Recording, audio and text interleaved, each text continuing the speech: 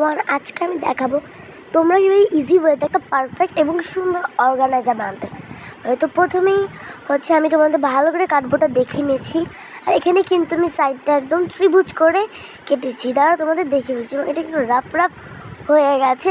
তো লেটসকে তোমাদের দেখিয়ে দিই আমি এই দেখছো ত্রিভুজটা কেমন হয়েছে। অ্যান্ড তোমরা যদি সাইজটা একটু ছোটো করো তার ওইরকমভাবে ত্রিভুজ কাটবে।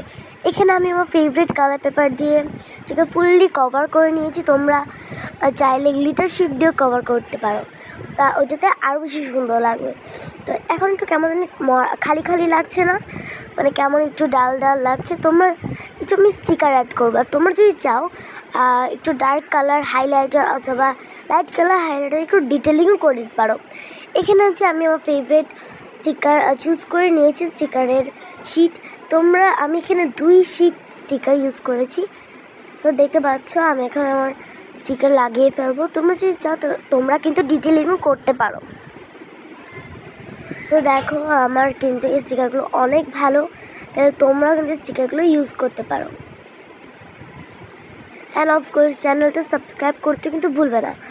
তো যেহেতু সব স্টিকার লাগাতে গেলে অনেক টাইম লাগবে, তাই আমি একবারে সব স্টিকারগুলোকে লাগিয়ে নিয়ে আসছি।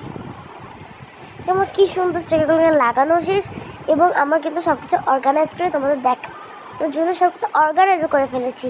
এবং তোমরা যদি এইটা ভালো লেগে থাকে তাহলে অবশ্যই একটা সুন্দর cute comments and like subscribe করে দিও।